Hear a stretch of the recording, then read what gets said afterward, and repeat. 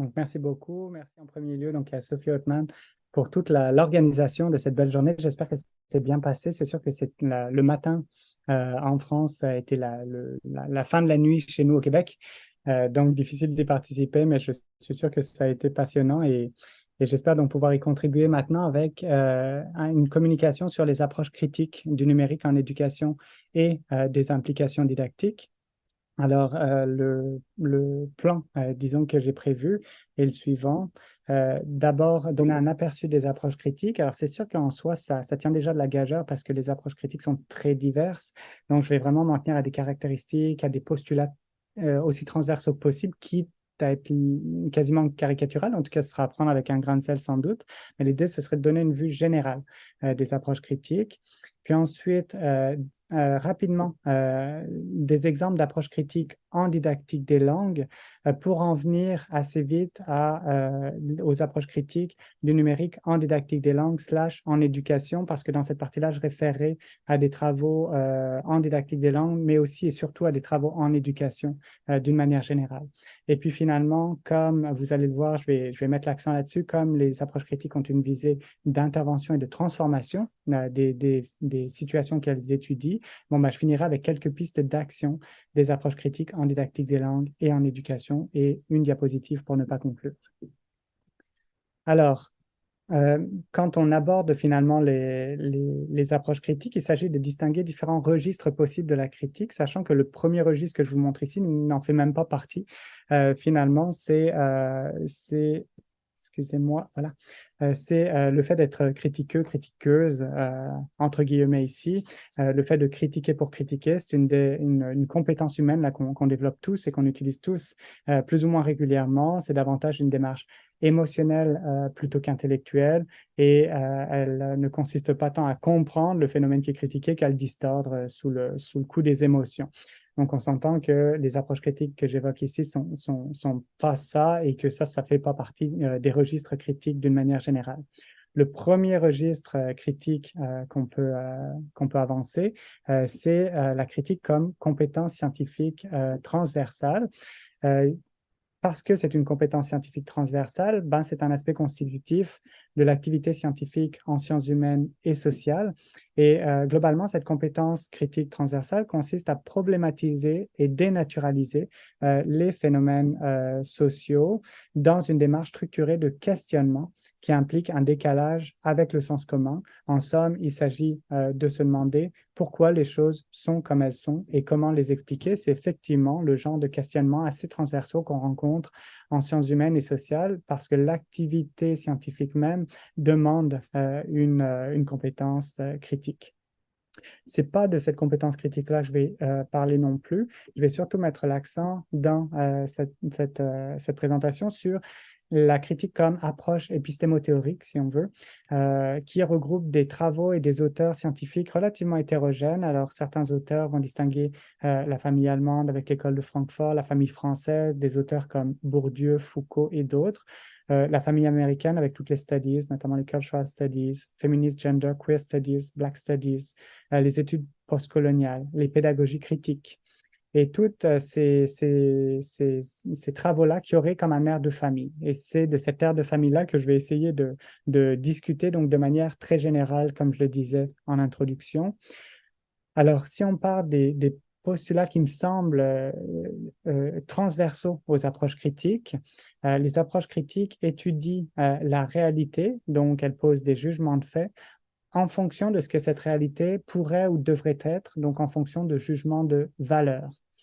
Alors, on voit ici que ça s'oppose à certaines épistémologies en sciences humaines et sociales, comme par exemple le positivisme, qui lui récuse les jugements de valeur et se consacre uniquement au jugement de fait. Alors, le premier postulat, effectivement, c'est que les jugements de valeur sont impossibles à évincer de l'activité scientifique. Pourquoi? Parce qu'un chercheur, une chercheuse, c'est avant tout un acteur ou une actrice sociale qui est donc nécessairement partie prenante d'une manière plus ou moins directe des phénomènes qu'il ou elle étudie. toute activité scientifique implique nécessairement des valeurs et ces valeurs vont nécessairement orienter l'activité scientifique, à commencer par le choix des questions que l'on pose ou pas à la réalité, nous dit Grandjean. Et donc, avec ce premier postulat-là, on s'oppose à la neutralité axiologique disons, que mettent de l'avant ou qu'essayent de soutenir certaines approches épistémologiques. Les approches critiques vont être en porte-à-faux avec ça et se dire, plutôt que d'essayer de mettre ça sur le tapis et que ça transpire de manière implicite, autant justement se questionner sur ces valeurs et la manière dont elles interviennent dans notre activité de recherche. Ce premier point-là va avec un autre postulat, tout aussi important et interdépendant, c'est de dire que pourtant, bien que les valeurs soient inévitables, elles ne se valent pas toutes.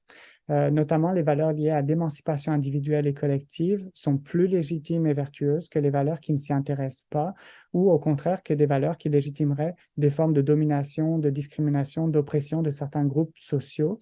Et dans ce sens-là, ce deuxième postulat s'oppose à un relativisme moral qui voudrait que toutes les valeurs se valent, toutes les opinions se valent, parce que chacun a le droit de penser ce qu'il veut. Les approches critiques font un pas de plus en se disant, attention, il y a quand même des valeurs qui sont plus légitimes que d'autres, notamment en termes d'émancipation versus domination.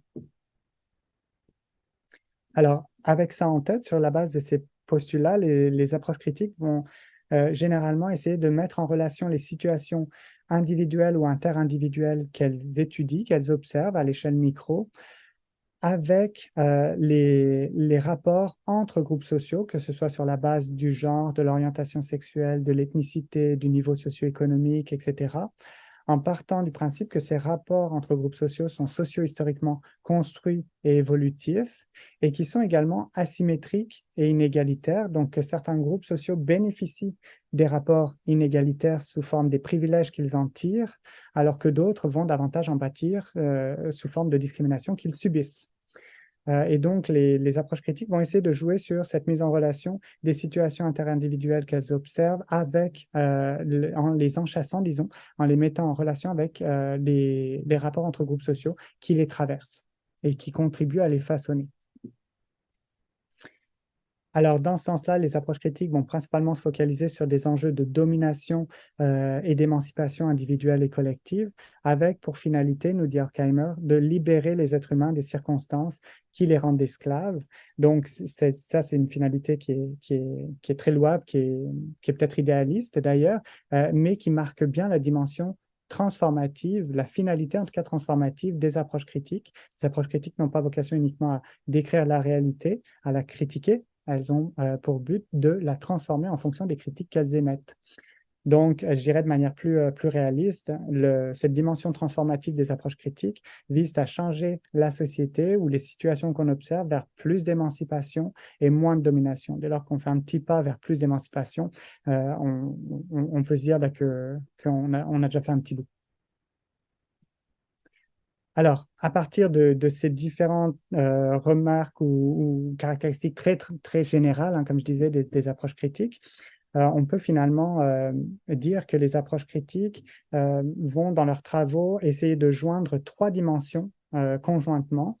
D'une part, une dimension explicative qui consiste à décrire, expliquer la situation qu'on observe.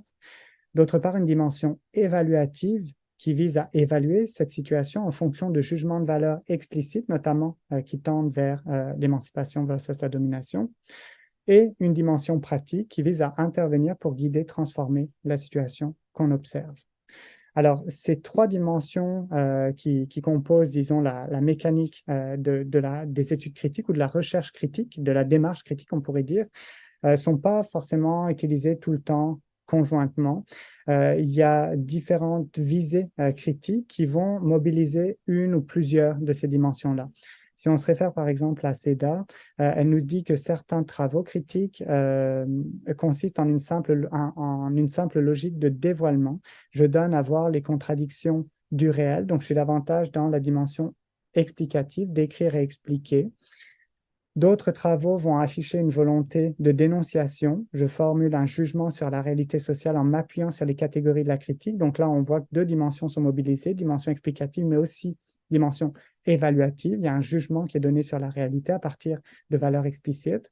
Et finalement, un troisième type de travaux vont adopter une démarche plus radicale de transformation de la société. Donc, j'appuie par le travail théorique et empirique des forces sociales qui sont susceptibles de constituer un levier pour l'émancipation. Et là, on retrouve bien nos trois dimensions conjointement, dimension explicative, dimension évaluative et dimension pratique. Alors, j'ai essayé ici de poser vraiment assez rapidement et de manière très générale les bases, disons, des approches critiques. Les approches critiques se retrouvent également en didactique des langues. Alors, elles partent généralement ou elles conçoivent la langue comme du pouvoir. La langue, c'est du pouvoir et c'est quelque chose qui a effectivement été déjà discuté dans la littérature scientifique. Et donc, l'enseignement, l'évaluation et l'apprentissage des langues représentent une actualisation de rapports de pouvoir socio-historiques.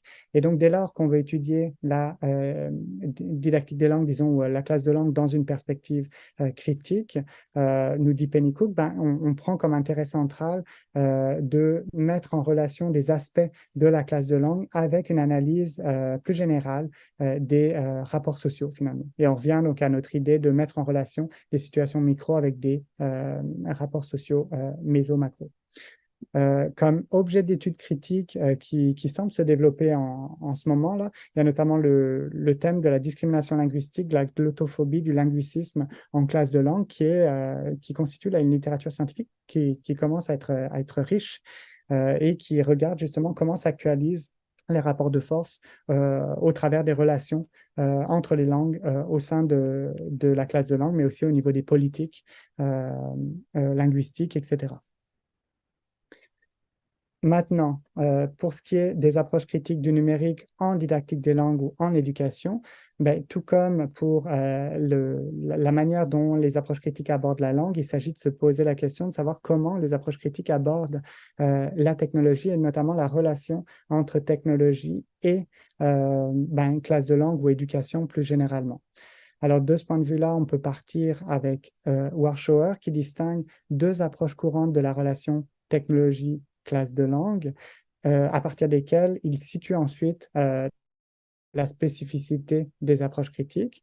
Alors, Warshauer identifie d'abord les approches instrumentalistes qui se basent sur l'idée de sens commun que les technologies sont des outils prêts à réaliser finalement les objectifs qui sont poursuivis par ceux qui les utilisent. Donc, on est ici dans une relation causale, unidirectionnelle entre la classe de langue et ses acteurs et les technologies ou vers les technologies, avec comme limite une sous-problématisation de la médiation effectuée par les technologies en classe de langue ou en éducation. Sitôt qu'on a essayé d'intégrer, par exemple, les technologies dans une classe de langue, on se rend bien compte que les technologies posent certaines contraintes, qu'elles cadrent un peu l'activité, qu'on ne fait pas ce qu'on veut avec les technologies, qu'il y a beaucoup de choses à prendre en considération pour qu'elles soient intégrées à une activité didactique. C'est quelque chose que les approches instrumentalistes tendent à mettre sous le tapis parce qu'elles sous-problématisent cette médiation technologique. À côté des approches instrumentalistes, Warshauer, en se basant sur Feinberg, distingue les approches déterministes qui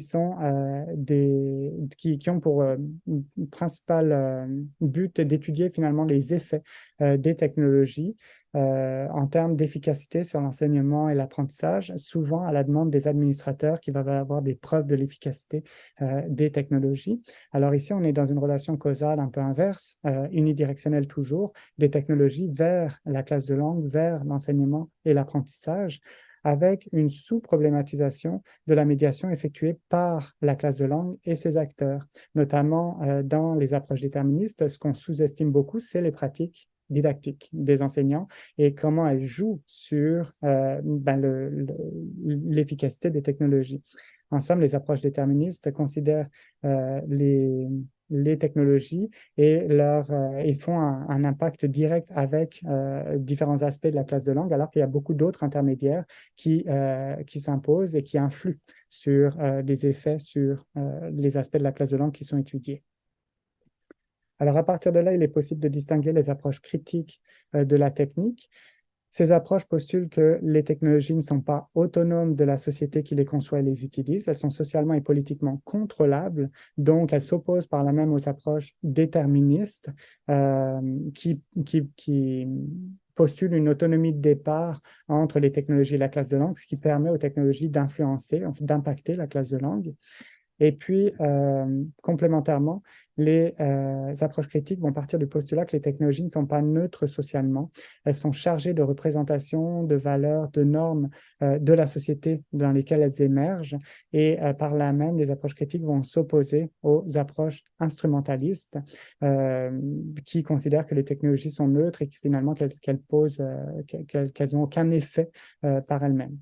En somme, les approches critiques vont aborder les technologies comme cristallisant et véhiculant des rapports de pouvoir. Alors maintenant, quand on se penche sur les approches critiques du numérique en éducation, on note qu'il y a des travaux qui sont relativement éparses à travers le temps, tant du côté anglophone que francophone. On peut se demander si présentement il n'y a pas une structuration, une visibilité un peu plus grande des approches critiques. Le temps nous le dira. Ce qui est sûr, c'est que les travaux sur les approches critiques du numérique en éducation mobilisent des ancrages théoriques très diversifiés, très variés, en fonction des auteurs et des travaux. Et pour cause, c'est que les approches critiques du numérique en éducation vont pouvoir puiser dans les approches critiques, les théories critiques en tant que telles, dans les approches critiques de la technique et dans les approches critiques de l'éducation. Donc, il y a énormément de travaux dans lesquels on peut puiser pour monter un cadre théorique critique et ça amène beaucoup de combinaisons possibles, disons, de différentes théories critiques en général, liées à la technique ou liées à l'éducation. Donc, beaucoup de possibilités et c'est ce qu'on retrouve dans la diversité et l'hétérogénéité des travaux actuels. Alors, pour ma part et pour le temps qui me reste, je vais présenter mes ancrages théoriques des approches critiques du numérique en éducation. Et ces ancrages théoriques-là, je les ai construits par le croisement des approches critiques de la technique principalement, avec Feinberg et Grandjean notamment, et puis des études du Social Shaping of Technology, qui est un sous-domaine des études en sciences, technologies et société qui a débuté à partir des années 1980 et qui a focalisé sur le processus d'innovation technique. Alors, l'intérêt, disons, que je trouve à ces études du Social Shaping of Technology, c'est qu'elles ont abordé le processus d'innovation technique de la conception jusqu'à l'usage. Donc, on est capable de prendre en compte tous les acteurs qui interviennent tout au long du processus d'innovation technique et dans ces dimensions idéales et matérielles, et notamment des processus de traduction des représentations dans la matérialité de la technique et ensuite, et inversement, de la technique dans les représentations. Alors, les études du Social Shaping of Technology ont commencé par une question assez simple, à savoir qui façonne l'innovation technique. Et en répondant finalement à cette question, elles ont fait certains constats. Le fait que l'innovation technologique constitue un processus de stabilisation progressive d'un dispositif sociotechnique, donc depuis la conception jusqu'aux usages, et que la stabilisation, disons, finale de la technologie n'est pas la même suivant les usagers et suivant leur milieu. Et l'innovation technologique va impliquer différents acteurs, techniques bien sûr, économiques, politiques, sociaux, etc., qui vont avoir différents intérêts, représentations et valeurs, et un pouvoir inégal de marquer l'innovation technique en fonction des rapports de force qu'ils entretiennent entre eux. L'innovation technique va être toujours ambivalente, c'est-à-dire qu'elle est suspendue entre différents futurs possibles qui vont toutefois être influencés par les choix techniques qui ont été faits précédemment, par les négociations, les compromis, les contraintes entre les acteurs, etc. Et finalement, l'innovation technique a une dimension politique performative, c'est-à-dire que les dispositifs sociotechniques contribuent à ordonner le réel par le cadrage des relations qu'ils proposent. Donc, dans ce sens-là, on en vient justement au fait que les technologies ont un effet. Elles ont un effet sur les relations dans la mesure où elles cadrent, elles organisent les relations. Et par là même, elles rendent possible et elles contraignent. Autrement dit, au fur et à mesure du processus d'innovation technique depuis la conception jusqu'aux usages, il y a tout un travail de délimitation et de catégorisation de la réalité des acteurs sociaux qui prend place. Alors, Akrish le dit bien, donc c'est une citation que j'aime bien reprendre. Dans le même temps qu'ils produisent des modes d'organisation sociale, les objets techniques les naturalisent, les dépolitisent, leur confèrent un contenu autre, Le renversement a posteriori de toutes les histoires particulières qui ont abouti à la mise en place et au fonctionnement de certains objets techniques est à la base de ces processus de naturalisation, c'est-à-dire de fixation univoque de liens de causalité. C'est de cette manière que les objets techniques construisent notre histoire et nous imposent certains cadres de pensée. Alors, quand on l'applique au cas du numérique en éducation, on peut concevoir donc le processus d'innovation technopédagogique. Technopédagogique veut dire ici vraiment de la conception d'une technologie éducative jusqu'à son usage en salle de classe. Ce processus-là va faire intervenir donc différents acteurs économiques, informatiques, politiques, exécutifs, éducatifs, etc., qui vont négocier, prioriser, hiérarchiser, pondérer des intérêts et des finalités et des représentations diverses qui ne sont pas que pédagogiques. Et ça, c'est un point important, à savoir qu'il y a des finalités économiques qui vont s'inviter dans le processus d'innovation. Par exemple, quand il s'agit d'une entreprise, une finalité importante, c'est d'arriver à vendre un service à l'éducation pour faire du profit. En toute logique, il faut qu'il puisse vivre et se développer. Réduire les coûts. Pour les écoles privées, ça peut être dans les représentations liées, ou en tout cas les finalités liées au processus d'innovation technopédagogique peuvent être de donner l'image de modernisation et d'innovation scolaire pour se distinguer des autres écoles sur le marché scolaire. C'est le cas notamment au Québec avec écoles privées, écoles publiques, puis écoles publiques à vocation, avec programme à vocation particulière versus sans programme à vocation particulière. Donc, il peut y avoir des finalités économiques qui s'invitent, des finalités politiques également, par exemple, témoigner de son investissement en éducation pour qu'à la fin de son mandat, on puisse le dire. Finalité gestionnaire, standardiser des contenus pédagogiques, atteindre des cibles, imputabiliser les acteurs, ce qui est de plus en plus le cas avec des politiques comme la gestion axée sur les résultats au Québec. Des finalités techniques, assurer la sécurité informatique, c'est une préoccupation, par exemple, des écoles et des commissions scolaires, des centres de services au Québec. Et parmi toutes ces finalités économiques, finalités politiques, gestionnaires, techniques, il va bien sûr y avoir aussi des finalités pédagogiques, soutenir les pratiques et les processus d'enseignement et d'apprentissage. Avec un petit paradoxe ici, dans la mesure où les finalités pédagogiques sont généralement les finalités ultimes de l'innovation technopédagogique. Autrement dit, dès le départ, dès qu'on développe une technologie éducative, le but qu'on met de l'avant et autour duquel tous les acteurs seront d'accord, c'est de soutenir l'enseignement et l'apprentissage. Dans ce sens-là, les acteurs éducatifs sont a priori les plus à même d'assurer cette finalité-là, de ces finalités pédagogiques. Or, ils interviennent relativement tardivement dans le processus d'innovation technopédagogique parce qu'ils interviennent généralement en bout de ligne. Et donc, ils ont un rapport de force assez faible vis-à-vis des autres acteurs.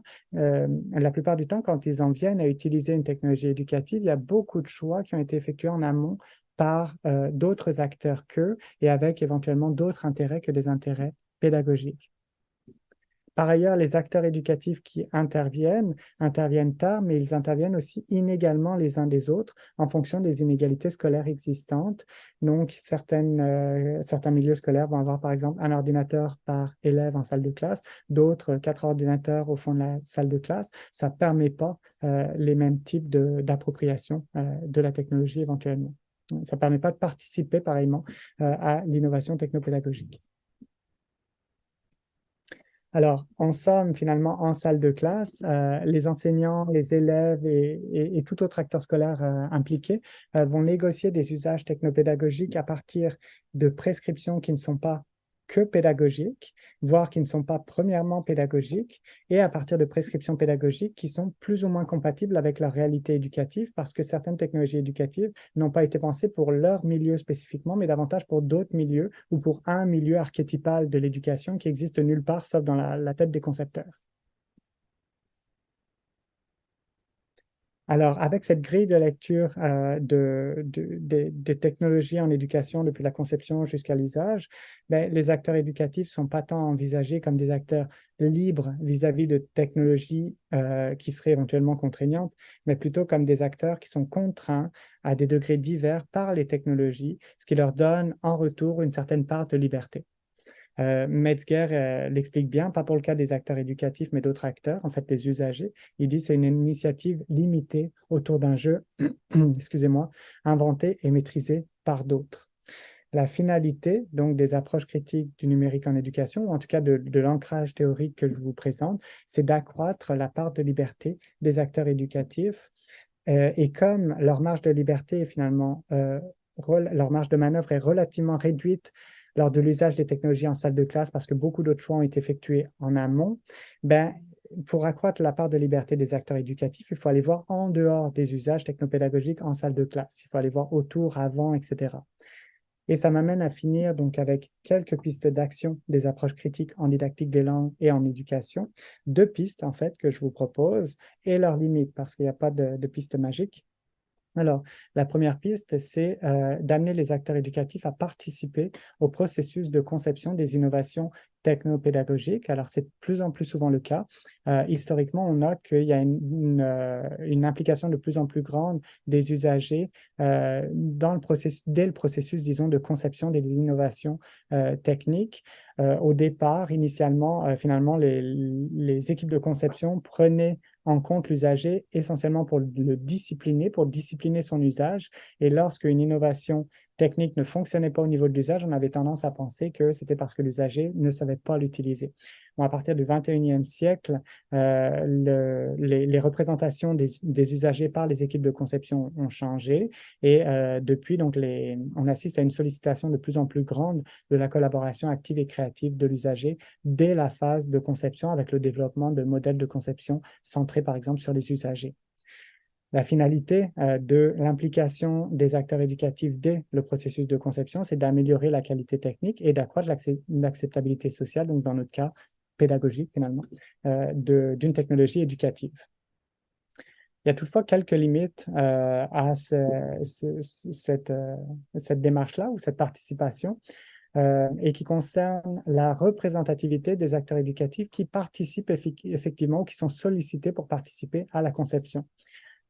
Souvent, ces acteurs éducatifs qui participent à la conception vont être des technopédagogues motivés. Les enseignants non motivés, non intéressés par les technologies vont généralement se tenir loin de ça et ne pas répondre, par exemple, à une sollicitation ou ne pas être au courant. Et par là même, donc, les technopédagogues motivés qui participent à cette démarche de conception sont non représentatifs d'une part de la diversité des acteurs éducatifs et notamment des acteurs éducatifs, je dirais, qui utilisent peu les technologies. D'autre part, non représentatifs de la diversité des milieux éducatifs parce que participer à une démarche de conception, ben, ça demande du temps, ça demande certaines conditions qui ne sont pas toujours réunies, notamment dans des milieux éducatifs plus défavorisés. C'est pour cette raison, on peut penser que l'innovation technopédagogique est finalement souvent trop sophistiquée pour être apportée des autres types d'usagers qui sont moins motivés finalement. Souvent, les équipes de conception vont aller solliciter la collaboration d'acteurs qui ne sont pas représentatifs et donc de développer une technologie éducative qui est quasiment trop sophistiquée pour les besoins généraux des milieux scolaires ou les conditions générales. Autre piste d'action, la participation des acteurs éducatifs à la gouvernance des innovations technopédagogiques. Il ne s'agit plus ici de participer à la conception des technologies éducatives, mais bien à la planification, disons, des technologies éducatives dans les milieux scolaires. Les questions centrales, c'est quelle technologie voulons-nous en éducation et pour quelle finalité? Alors, ce type de participation-là s'appuie sur les travaux de la démocratie technique qui ont été développés par Calon. Et ces travaux-là visent à dépasser deux clivages courants. D'une part, un clivage entre représentants institutionnels et citoyens ordinaires, donc dans notre cas, administrateurs scolaires et enseignants, par exemple, et élèves, et puis spécialistes et profanes, donc technopédagogues versus pédagogues. Alors, pour dépasser ces deux clivages-là, Calon propose donc une démocratie dialogique ou délibérative qui consiste en un processus de coproduction de connaissances par la mise en dialogue des savoirs à portée générale et standardisée et des savoirs situés et singuliers, ceux notamment donc des citoyens ordinaires et des profanes. Et la finalité, c'est de rendre la gouvernance des sciences et des techniques plus transparente, plus avisée, plus légitime par l'implication des différents groupes qui sont concernés. Et donc, l'idée, ce serait ici que les acteurs scolaires puissent participer à la gouvernance des innovations technopédagogiques autour des deux questions là que je mentionne. Quelle technologie voulons-nous en éducation pour quelle finalité? On note toutefois quelques limites possibles pour ce type de participation également. Et en premier lieu, l'instrumentalisation par les administrateurs en place pour fabriquer du consentement. Donc, le fait d'impliquer finalement des acteurs éducatifs, d'avoir une belle représentativité, mais juste pour obtenir un oui-oui. Et sans réelle volonté de prendre au sérieux leurs besoins, leurs conditions et finalement le type de technologie qu'ils voudraient. Et puis également un risque de dépolitiser la controverse par la recherche de consensus en évinçant les voix les plus critiques, ce qui est toujours dommage parce que les voix les plus critiques méritent d'être entendues, notamment lorsqu'elles sont représentatives, disons, d'une partie, par exemple, des acteurs scolaires dans un milieu scolaire. Alors, pour ne pas conclure, et ça va achever donc ma présentation, pourquoi des approches critiques sur le numérique en didactique des langues et en éducation? Ben, c'est peut-être finalement, j'aurais pas dû apporter de réponse, c'est peut-être la discussion qu'on aurait dû avoir pour les quelques minutes qu'on va avoir ensemble ensuite. Mais il me semble que les approches critiques permettent de mettre en lumière des dimensions qui contribuent à expliquer la qualité des usages du numérique en classe de langue et en éducation, et des dimensions qui sinon resteraient dans l'ombre. Donc, en somme, elles permettent d'éclairer certains objets d'étude qu'on n'a pas tendance sinon à prendre en compte. Alors, parmi justement les objets d'étude qui sont relativement courants, disons, dans les approches critiques du numérique en éducation, on retrouve la fabrication des inégalités numériques entre les milieux scolaires, les discours idéologiques sur les technologies, notamment lorsqu'ils sont d'origine politique, l'automatisation technique et la déqualification des enseignants, notamment en termes de jugement et d'autonomie professionnelle, ce qui est un thème comment dire, actuel avec l'intelligence artificielle notamment. Mais c'est que quelques exemples parmi beaucoup d'autres que les approches critiques permettent de mettre en lumière. Et par ailleurs, donc, les approches critiques contribuent à transformer, ou en tout cas visent à transformer l'ordre établi vers plus d'émancipation pour les acteurs scolaires, donc incluant enseignants, mais vous l'avez compris, élèves, parents d'élèves, etc., tous les acteurs scolaires. Et de ce point de vue-là, cette visée-là peut sembler un peu idéaliste, mais en même temps, l'ensemble des communautés scientifiques qui travaillent sur le numérique en éducation le font généralement dans l'idée d'améliorer l'éducation. Ben, c'est pas différent finalement avec les approches critiques qui le font, qui visent à transformer, à améliorer la situation, étant entendu vers plus d'émancipation pour les acteurs scolaires. Voilà, alors ça met fin à ma présentation. Je vous remercie pour votre attention. Puis, je vais arrêter le partage d'écran Merci beaucoup, pour Simon, qu'on puisse se pour voir. cette présentation très claire. Ben, écoutez, on va vous laisser peut-être voir sur le chat sur YouTube s'il y a des questions, mais je peux vous les lire aussi. Ah, je veux bien que tu me donnes, parce que j'ai peur de perdre du temps finalement Oui. en Alors, comment former des futurs enseignants selon et dans l'approche critique du numérique? mhm, parfait. Ben, c'est effectivement une excellente question. Alors, j'essaie ici de libérer l'application. OK. Ouais, ben, il y a différentes formules qui existent, mais globalement, si on veut penser à une formation critique des enseignants au numérique, il y a différents types d'interventions qu'on peut mobiliser conjointement pour assurer cette formation-là. Une première dimension de la formation critique, c'est de comprendre le fonctionnement de la technique. Et ça, c'est quelque chose qu'on fait relativement bien déjà dans nos formations habituellement. Par exemple, la robotique, les laboratoires créatifs, et plein d'autres formations permettent de comprendre le fonctionnement de la technique. Et ce qui est toujours intéressant, effectivement, mais non suffisant pour assurer une formation critique. Deuxième dimension d'une formation critique, c'est une fois qu'on comprend le fonctionnement de la technique, ou en tout cas parallèlement à ça, d'arriver à comprendre les implications sociales et politiques, éducatives dans notre cas, de la technique. Donc, c'est une chose de comprendre le fonctionnement de la technique, mais quelles sont les incidences, les conséquences, les retombées sur les implications, donc sur le social, sur l'éducatif, sur mes pratiques en salle de classe, etc. Et donc d'être sensibilisé aux enjeux finalement qui sont soulevés par les technologies. Et puis la troisième dimension que je trouve intéressante pour une formation critique, c'est celle de délibérer, d'amener les enseignants à délibérer sur ces enjeux-là. Et à partir de là, donc, à répondre à cette fameuse question, que voulons-nous comme technologie en éducation et pour quelle finalité?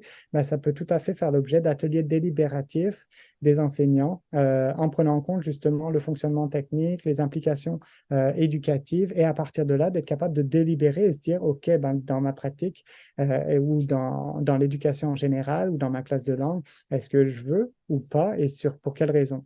Et donc, si on arrive à avoir ces trois dimensions-là dans une formation, au niveau de comprendre le fonctionnement, comprendre les implications sociales et éducatives et délibérer à partir de ça, ben, je pense qu'on arrive à développer chez les enseignants une posture critique vis-à-vis du numérique, ce qui rejoint tout à fait les préoccupations montantes qu'on a au niveau de la formation à la citoyenneté numérique qui monte en puissance présentement. Et je pense que ça va de pair. Quand on forme à la citoyenneté numérique, on espère former des citoyens critiques et donc je pense que ça peut du même coup participer aux deux. Alors, Simon, il y a énormément de questions qui arrivent. Ah, D'abord, OK. présentation très riche, Simon Collin, des recherches-actions croisées avec des recherches de R&D pourraient-elles offrir des solutions pour développer des outils pertinents et adaptés au terrain classe? Ça, c'est une première question. Hmm. Ouais. Alors, oui, tout à fait. Les recherches actions, par exemple, sont très intéressantes. Les recherches développement, je pense que c'est ça, la deuxième qui a été mentionnée, le sont également. Il y a les recherches design-based research également, qui peuvent ressembler un peu aux recherches développement par certains aspects, qui sont également très intéressantes. Euh, Par contre, pour que les utiliser dans une démarche critique, il s'agit de s'intéresser donc aux questions qu'est-ce qu'on veut transformer en termes d'émancipation ou de plus d'émancipation. Si on fait juste une recherche action, une recherche développement, sans s'intéresser à la dimension axiologique des valeurs, donc, on va avoir tendance finalement à outiller les enseignants pour être plus conforme finalement à l'ordre établi. Je vais le phraser comme ça. Avec une démarche critique, on essaie de questionner en même temps l'ordre établi. Il se peut que la situation, disons, soit relativement déjà émancipatoire et puis qu'elle soit riche de ça et ça va très bien. Il se peut que ce ne soit pas le cas. Donc, quelles sont les marges de liberté qu'on peut ajouter en plus au niveau, dans une situation éducative de... C'est cette dimension axiologique-là qu'il faut prendre en compte pour alimenter, pour orienter les recherches-actions, les recherches-développement. Donc, qu'est-ce qu'on veut changer, mais qu'est-ce qu'on veut changer en termes d'émancipation, en termes de pouvoir accru, de pouvoir d'agir, etc. Et souvent, avec ce questionnement-là, ben, on peut faire beaucoup de choses dans sa salle de classe. Il y a aussi des choses qu'on peut faire au niveau institutionnel, au niveau de l'école, par exemple, au niveau de l'équipe école. Et puis, il y a aussi des choses qui seraient à faire au niveau politique et sur lesquelles on a moins de prises, mais quand même des prises possibles. Alors, deux questions. Kit de financement pour assurer la pérennité des outils libres au-delà de la conception, souvent financés par des appels à projets. Et puis, bah, une question également, comment aborder la dimension économique des technologies et des technologies éducatives? Oui, parfait. Euh, Ben, c'est ça. Alors, la question sur les ressources libres et ouvertes ben, est bien intéressante. C'est poussé effectivement généralement par les politiques. C'est pourtant la pérennité qui pose problème. Et là, on est vraiment dans des questions de volonté et de choix politiques. Au même titre que les inégalités scolaires, c'est une question politique, c'est une question de volonté et de choix politique de les réduire au possible ou de les laisser augmenter, comme c'est le cas dans différents systèmes scolaires actuellement. C'est pareil pour les ressources libres et ouvertes. C'est des choix politiques qui donc se décident collectivement dans des espaces qui sont donnés ou qui ne sont pas donnés. Donc, souvent, une première difficulté, c'est d'arriver à attirer l'attention, à cadrer la discussion sur ce point-là, et ça se fait généralement par justement l'instauration d'un rapport de force. Et ensuite, ben, c'est des questions de choix et de volonté politique qui sont donc collectives et qui sont très difficiles à agir tout seul ou en tout cas à l'échelle d'une équipe école, sauf quand on a justement les budgets appropriés. Mais effectivement, c'est une bonne question qui rappelle le choix, enfin la volonté politique qui doit prévaloir aux approches critiques, et ce qui est le cas de beaucoup d'aspects finalement dans notre vie sociale et éducative, hein. C'est souvent des questions politiques finalement auxquelles on se trouve confronté. Et puis Alors, pour ce qui est de la... Oui, une ok. toute dernière question Oui, euh, excuse-moi. de notre collègue Marco Capellini, alors qui dit qu'est-ce que les approches critiques peuvent apporter comme éclairage au modèle économique basé sur la data et le profilage? Mhm. C'est en Ben, complément de sa question. Oui, ok, ok. D'une part, effectivement, les approches critiques vont pouvoir être intéressantes pour aborder les dimensions économiques des technologies en éducation et en classe de langue, parce que on a de plus en plus ce qu'on appelle les EdTech et l'industrie EdTech finalement qui est partie prenante des technologies en éducation, et comme j'espère l'avoir souligné, là, qui fait partie des acteurs bien sûr importants et qui interviennent en début de chaîne, hein, du processus d'innovation, donc qui pèsent lourd dans l'orientation donnée à une technologie éducative. Alors, je pense que ces approches critiques-là permettent justement de bien voir les différents acteurs qui sont partie prenante, mais aussi les représentations qu'elles se font des usagers visés, et notamment donc des représentations qui sont des fois qui peuvent être ou non plus ou moins conformes avec la réalité du terrain, et qui vont rendre la technologie éducative plus ou moins apportée ou plus ou moins conforme avec la réalité, les conditions des acteurs de terrain. Donc, je pense que les approches critiques sont bien équipées pour situer ou prendre en compte la dimension économique. Et puis ensuite, il y a effectivement avec l'intelligence artificielle certains enjeux qui existaient déjà avant, mais qui sont amplifiés par l'intelligence artificielle. C'est comme un saut d'échelle, disons, notamment en termes de gestion des données, mais aussi de gouvernance, de standardisation, d'automatisation de l'activité pédagogique et didactique. Et là encore, les approches critiques, je pense, peuvent être intéressantes lorsqu'elles étudient une situation en fonction de rapports sociaux. Ici, des rapports sociaux, alors par exemple, entre administrateurs scolaires, concepteurs et par exemple enseignants, en termes de, comme je le disais, jugement et autonomie professionnelle. Et ce qu'on observe, c'est que de plus en plus, grâce à des outils, grâce à de la datafication, comme on le dit des fois, donc grâce à des outils numériques basés sur l'analyse de données, les administrateurs scolaires arrivent de plus en plus à avoir une incursion dans le pédagogique, mais pas forcément dans des visées de développement professionnel. Il y a aussi là-dedans des logiques d'imputabilité, de contrôle et de mise en conformité qui, à mon avis, vont devenir et sont déjà des enjeux de premier plan. Et je pense que les approches critiques, là encore, permettent d'outiller les chercheurs pour aborder ces questions-là. Alors, pour le cas des données en tant que telles, des concepts comme celui de la datafication, le fait de transformer des phénomènes éducatifs en données, c'est déjà transformer ces phénomènes éducatifs-là. Et puis ensuite, les interventions qui sont faites sur la situation éducative en retour, finalement, visent à transformer cette situation dans certaines finalités. On peut se demander si c'est plus ou moins louable, et par là même, on peut contribuer là, à mieux comprendre l'effet de ces données-là.